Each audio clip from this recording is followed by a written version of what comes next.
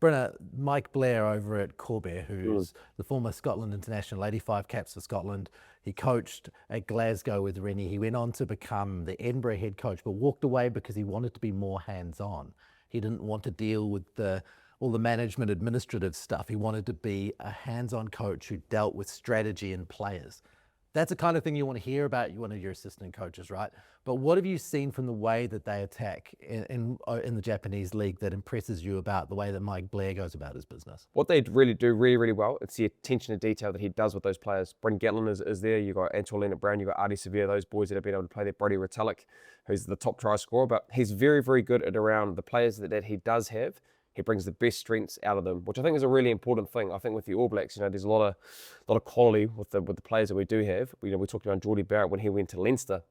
He was able to perform at a very high level, and we always I talked about how can we get the best of Geordie Barrett in the All Black jersey. If you look at probably Mike Blair and how he coaches that Corbair team, those players who they have there and their skill set, they're very good, and he's able to bring the best out of them. So look, I know that's the Japan level. It's not international, but what I do enjoy seeing Mike Blair and that players at Corbair, very good at around the players that he does have. He brings out their attributes and what they do very well. The reason why he stayed with Reading is he gets a lot of tries from turnover and counter, but kick return, I think those are all the same. Do you know what I mean? Because it's an opportunity when defences aren't organised. I suppose a kick return, they're a little bit more organised, but you can be creative in terms of creating holes or opportunities of getting to certain parts of the field.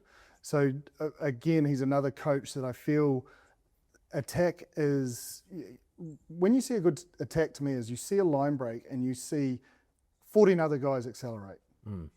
Because they're like, this is, if I don't do this, if I don't get in the picture, as they call it, in terms of the frame, if you get a wide angle, tight angle, how many jerseys of ours are in there versus the opposition, you won't be on the field. And that, when you watch the archive footage and you watch Corbair, which I think we have to put it, it is Japanese top league and I know it's improving and I'm not saying Super's better or anything, but the points scored are a lot higher. But I do think the mindset, honestly, when you watch Corbair, every player just is like bang, like there's a line break, there's a turnover, it's like everyone's on edge. Whereas the teams that I think struggle, you just see it's like, oh, let's just secure the ball and maybe get the caterpillar and then let's kick. Whereas that's not the mindset of Blair. He clearly is all out attack. Also, when you bring in a new coach, you want to see change, but you want to see effective change, right?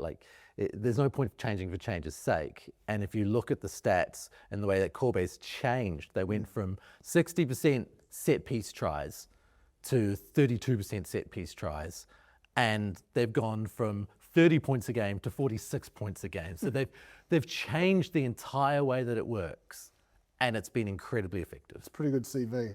Yeah.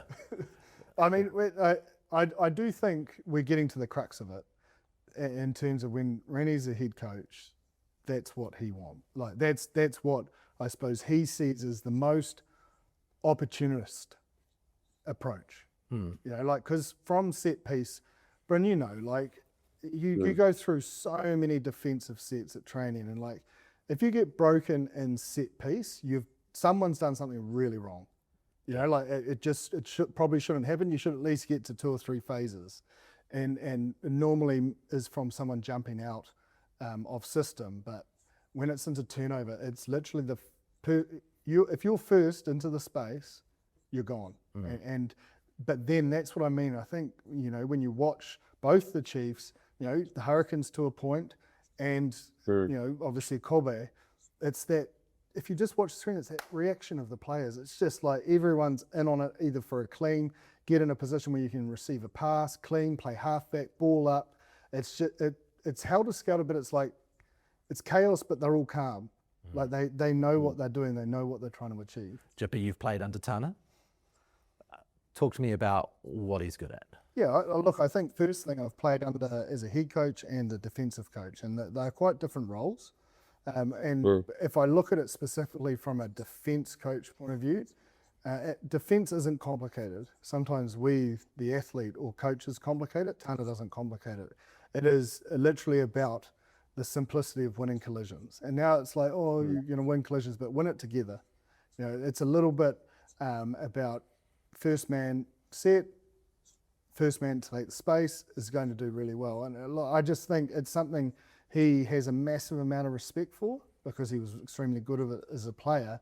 But he has a simplistic way of articulating it to allow actions to come off the back of it. And at the end of the day, that's the coach's role. And he certainly took our Blues defence, as when he became the Blues defence coach, to a high level. Bruno, on the other side, you were playing against the Blues defence. Was there a lot of respect there and a lot of understanding that they were operating in a pretty good way under Tana? I had the chance to be able to play with him in 2016, and I think, as a coach, and I think what he's done, being an All Black himself and an All Black captain, he brings a lot of that kind of aura with him, which I think is really important as a coach, having that respect element. But I think what I really enjoyed about Tana as well, whenever we played the Blues, the collision area was always a big part of it. And I think, the detail within that, and being able to, have the understanding of what the defence system looks like, whether that's through high line speed or whether it's your 2v1, and being able to get the contact area right. I always found that Tana was very, very good around that space. So I think at the international level, I think, what he was able to do, I think with Moana Pacifica as well. Jib has kind of touched on, I think, in the past with their defence system, they've been kind of operating at that 90% when they're going very, very well. And when you're kind of operating at that kind of level, your detail with what the collision area is very good. So, I think with what he can do as a coach, I rate him as a coach, but I think also what he can do him as a player in that aura, and that All Black environment, what he's done as a player, I think will be a big part for the players as well, knowing that what he's done as a player as well. Yeah, I think as well, like from a coaching point of view, like physicality for him, winning the collision is a given. That's not something he's going to coach. That's something you've got or you don't. But I think a couple of areas he is outstanding in terms of you understanding as a player is double efforts and getting back in the game. Basically, you make a tackle, you got to roll out of there, get back in the defensive line. So there's a couple of things there. He rolls out, gets back in the defence line. That's you getting back in the game. But then it allows the assist tackler to see a clear picture to try and jackal or slow the ball down. He also is smart enough to, I think, like what he trained really well is, okay, the tackler's not always going to be able to roll out there.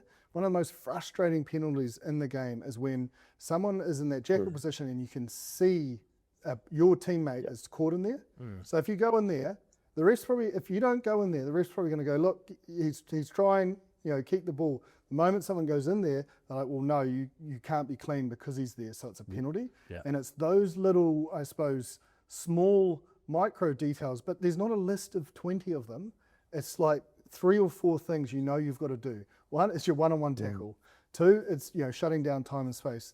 Double efforts, getting back in the game, and then being smart with your decision making in and around the breakdown, because it impacts so much wide. Obviously, I'm pro him because he did improve myself as an individual, but he improved us in the Blues about being smarter defensively, like not chasing battles that are lost. Because sometimes when you're in teams that are losing, you try to take your frustration out on the physical, but it's like you're actually doing more damage, giving away penalties, getting offside with the ref, missing your jump because you're 2 seconds behind and then you get caught offside. So all those sorts of things. And I suppose the last thing that I didn't mention on his key list is the ability to communicate. Ross, I'm inside you. I've got your inside, fold, or there was just a couple of things that I really liked, but the most important thing I suppose I'm trying to get across is it's not rocket science, and he doesn't make it rocket science. Right. It's the basics done really well.